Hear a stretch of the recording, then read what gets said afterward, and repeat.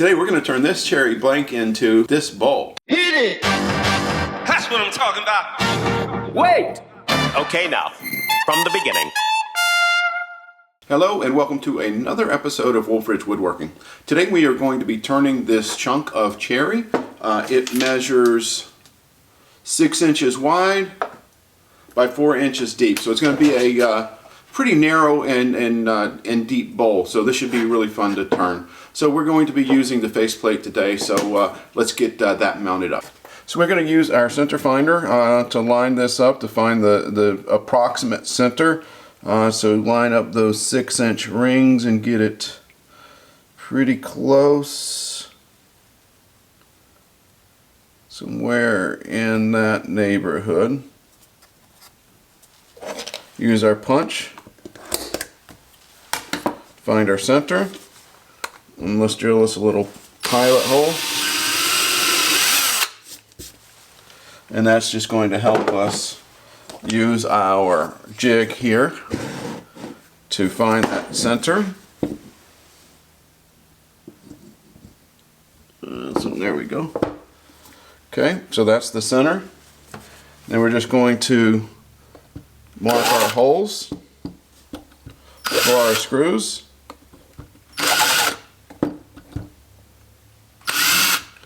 Okay. Now we can remove our center. And now we can screw in our faceplate.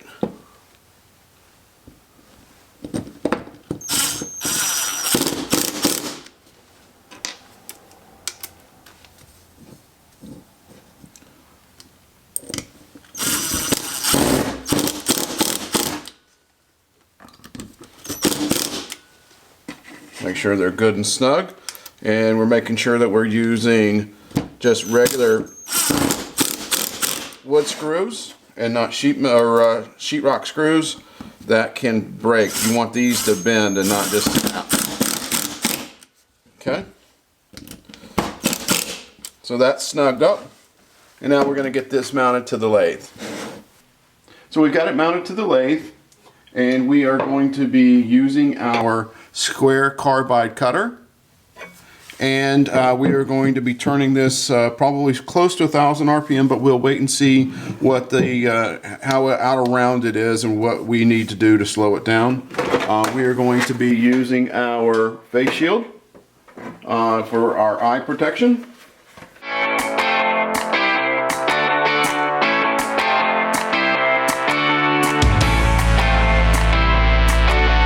So now we've got it round, and we've got our tenon on. We're going to use a tenon today. What we need to do now is just kind of give our shape to the bowl, and so that's what we're going to do now. So now we're going to be using our round carbide cutter to shape the bottom of the bowl, and let's get started.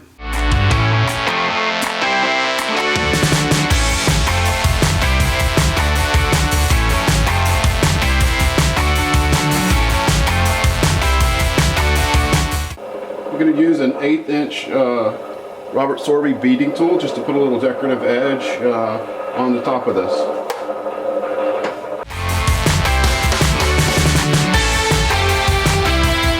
Now I'm just going to use my detailer to clean up this bead here, just smooth it out and get some of these rough edges out. So now what we need to do is turn our tool rest around and put a dovetail in the bottom of this so that it can lock into the jaw rather than having a straight cut here, and then just work on undercutting this bottom a little bit so it will sit on the outside edge of the bowl rather than this, because I think depending on how it finishes, I may turn it around in the chuck and take this off. So I want to go ahead and get this taken down a little bit. Alright, so now I think we're ready for a lot of sanding. So I'm going to start at 150 and go up to 320, and then I'll be back with how we proceed next.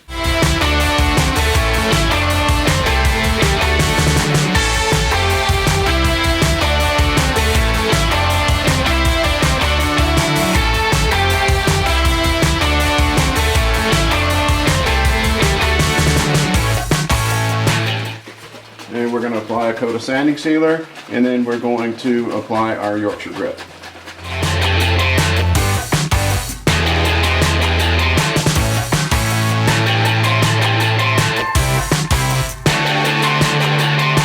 So I'm going to wait to apply the finish until the bowl is done.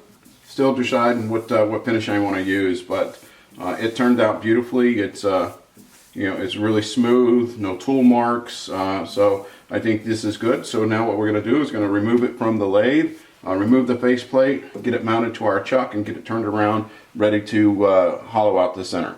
So now that we've got it turned around in our chuck, I'm going to define where I want the lip of the bowl to be, and then I'm going to use my my cutter to square this off and start hollowing it.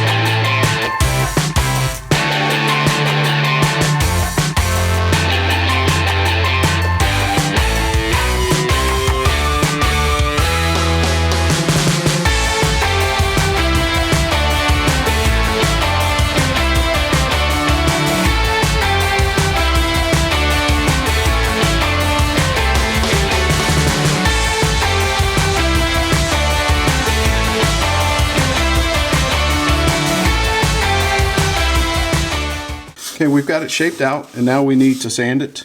We're going to, I think, I've been using here on some of the bowls I've been doing offline, is I've been using some 80 grit to get some of the coarseness out. So I'm actually going to go from 80 all the way up to 320, and let's see how this works out.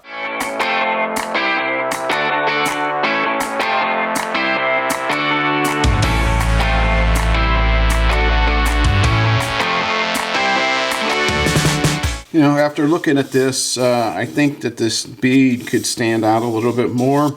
So I'm going to try, I've got a, I don't know what kind of wire this is. My neighbor gave it to me, who's a wood turner, that he made. It's some sort of wire. I've heard people using guitar string.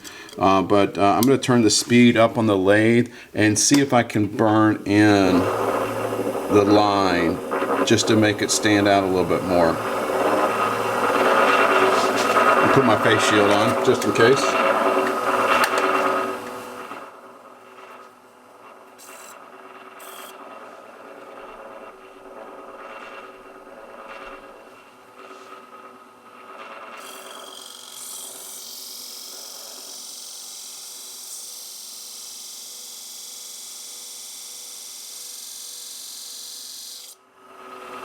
Maybe it needs a little bit more speed.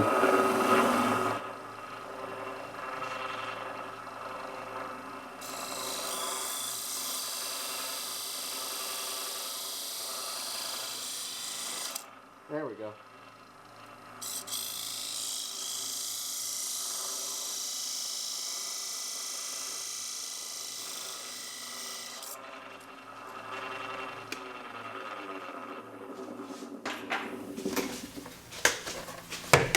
Yeah, that looks a lot better. You'll see that when I give you the final shot of the bowl, but that made a big difference. That makes that bead stand out really nicely. So now what we're going to do is we are going to go in and put our sanding sealer on.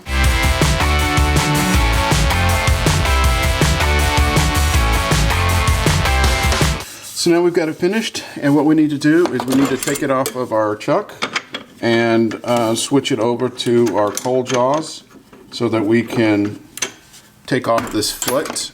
So I'm going to put my coal jaws in, and then we're going to actually remove this so that the bowl sits on the bottom here rather than on the foot that we personally I don't want. So I'll be right back. So this is my coal jaws, so it will hold the bowl. I think I've used it before in previous videos, so what we need to do is move these feet, I think probably maybe up to here.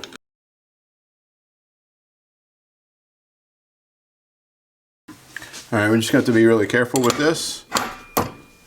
Turn the lathe speed down to slow, and it will build it back up.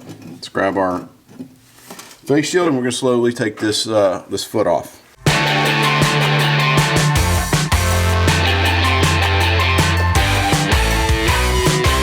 Alright, now we're going to go through and go sand it. I won't bore you with all that. I'll be back here in a minute with the final conclusion. Well, that was a lot of fun. So now we need to just go ahead and finish this this bowl off. Hopefully you can see the bead that I did around there. If not, it'll show up in the pictures that I take here in a minute once I'm done just doing a finish on the bowl.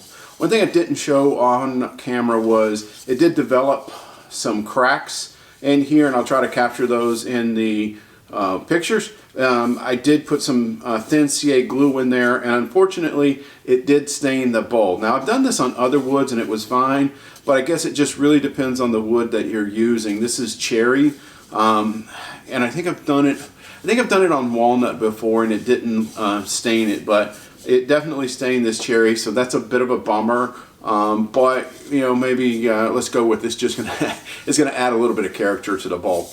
So I'm going to finish it with some Howard's cutting board oil. It's just basically mineral oil, just in case we want to put any kind of food down in there. And I did leave the bottom a little heavy. That way it sits, you know, and doesn't kind of, because it was so tall, I wanted to leave the bottom a little thick, so it set nicely. So I'm just going to pour some of this oil down in here, and then with just a clean rag, just going to, you know, just sop it around in there.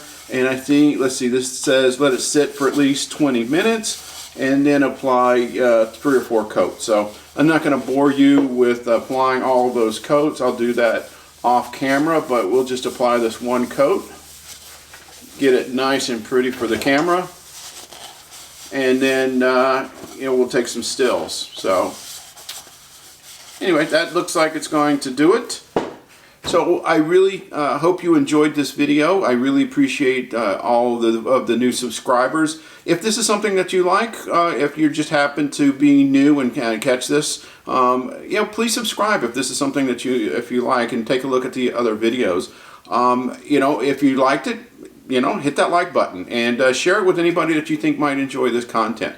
I appreciate any comments down below that, you know, if there's anything that you feel like I skipped over or I could have done a little bit more explanation, please let me know, because the goal of these videos were to help educate people that are just getting into wood turning. I'm still brand new. I'm still learning, as you can see from the putting the super glue in the cracks, and but that's okay. It's all about getting in there and actually doing the work, and that's the only way you can get better.